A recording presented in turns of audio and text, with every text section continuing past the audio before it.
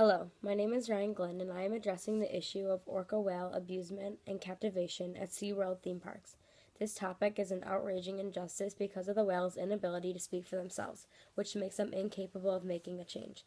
In the wild, orcas spend 95% of their life deep underwater to reach the shaded parts of the ocean. At SeaWorld, the orcas don't even have this option. They spend their time in shallow tanks floating lifelessly in the sun, and the whales receive bad sunburns on their skin. But the public is clueless to this because of their way of covering the burns with black zinc oxide. SeaWorld treats the whales horribly, and we need to take a stand for them. Stop going to SeaWorld and start spreading the word about this animal abuse. There is plenty of evidence of the abuse of orcas at SeaWorld theme parks. When you see an orca with a collapsed dorsal fin, that is not normal and extremely unhealthy. SeaWorld claims that this condition is common and natural for all orcas. However, collapsed dorsal fins are never seen in the wild and is most likely caused by the unnatural environment these whales live in at SeaWorld. SeaWorld fails to care for their animals, and this is finally being recognized. On January 11, 2012, the USDA gave an official warning to SeaWorld for its repeated failure to provide drain covers that are securely fastened in order to minimize the potential risk of animal entrapment.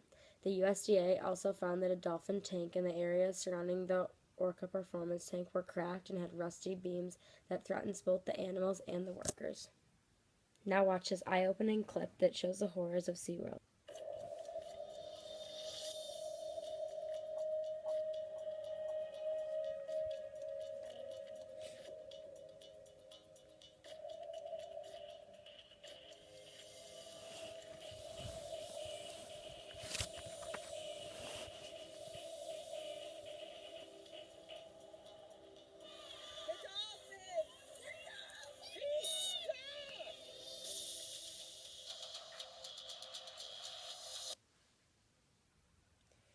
SeaWorld not only hurts the orca whales, but the trainers too.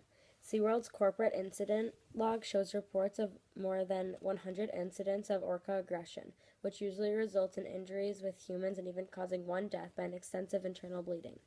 After a 2006 attack on a trainer from an orca whale at SeaWorld in San Diego, the California Division of Occupational Safety and Health said that it was only a matter of time before someone who was interacting with the orcas was killed. If these attacks were investigated more, multiple injuries and deaths could have been prevented. Another thing that proves how horribly they treat the whales is how they get the whales: kidnapping. At SeaWorld today, 5 of the SeaWorld orca whales were kidnapped from their ocean homes and sent to SeaWorld to be captivated for the rest of their now shortened life. There have also been others kidnapped, but they died early on, like Tilikum. A 32-year-old orca was captured at the age of 2 by marinists working for SeaWorld. Tilikum was torn away from his family against his will and kept in a small tank. SeaWorld is now making millions off of Tilikum, while Tilikum is depressed and waiting his life away.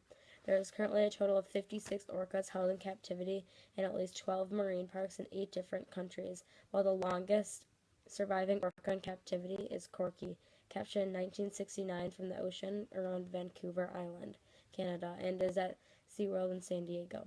The whales can't do anything about it, so this is where humans come in. In the eyes of the Catholic Church, as well as the public eye, this is a moral violation. All of God's creation should be freed and not abused. We are not supposed to use God's creations and living animals to make money. Human dignity is being violated because the corporate owners of SeaWorld know what they are doing is wrong, but continue to abuse the orcas' lives.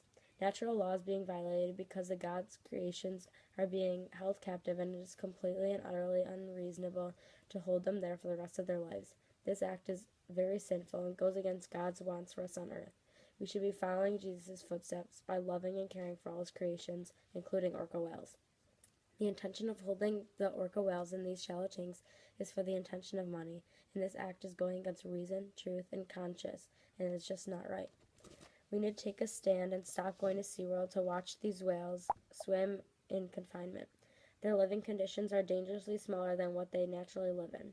Orca whales swim up to 100 miles a day in the ocean, while in these tanks at SeaWorld, the orcas are barely able to move around.